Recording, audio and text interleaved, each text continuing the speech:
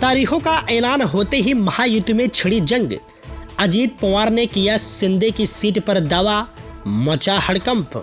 दरअसल आपको बता दें, आगामी लोकसभा चुनाव 2024 के मद्देनजर काफी समय से महागठबंधन में सीट बंटवारे को लेकर बातचीत चल रही है। हालांकि तीनों दलों के बीच सहमत नहीं बन पाने की वजह से भी अभी तक उम्मीदवारों का ऐलान नहीं किया गया है। इस बीच बीजेपी ने अपने 20 नामों की कैंडिडेट लिस्ट जारी कर दी है। ऐसे में अब इंतजार है शिवसेना शिंदे गुट और एनसीपी अजित गुट के उम्मीदवारों की घोषणा का।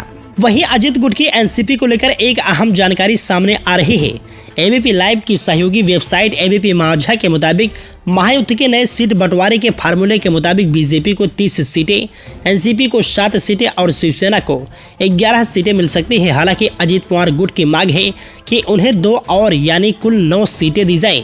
इनमें से 6 सीटों पर उम्मीदवार भी तय हो चुके हैं। एनसीपी अजित गुट की ओर से जिन सीटों पर उम्मीदवारों के नाम पक्के होने की उम्मीद है, उनमें रायगढ़, बारामती, सिसूर, सतारा, धाराशिव और परभणी शामिल है। इनमें से अगर सतारा की सीट एनसीपी के खाते में गई तो उदयन राजे भोसले बीजेपी से चुनाव नहीं लड़ पाएंगे। यहां से अजित पवार रामराजे नाइक निम्बालकर को खड़ा कर सकते हैं। वहीं नासिक, बुल्ढाना और गढ़चिरौली सीट को लेकर अभी चर्चा जारी है। अजित पवार का कहना है कि ये तीनों सीटें उनकी पार्टी को मिले, जबकि नासिक और बुल्ढाना सीट फिलहाल शिंदे गुट के पास है और गढ़चिरौली सीट बीजेपी के पास। बताया जा रहा है कि अजित पवार ने इन तीनों सीटों के लिए कैंडिडेट चुन लिए हैं। अगर नासिक की सीट एनसीपी को दी जाती है तो अजित पवार यहां से समीर या छगन भुजबल को टिकट दिला सकते हैं। अब सवाल यह उठता है कि एकनाथ शिंदे की शिवसेना और बीजेपी अजित पवार को अपनी सीटें देने के लिए तैयार होती है या नहीं।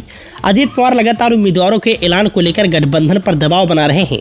सूत्रों से मिली जानकारी के मुताबिक एनसीपी की कैंडिडेट लिस्ट 2 दिन बाद आ सकती है।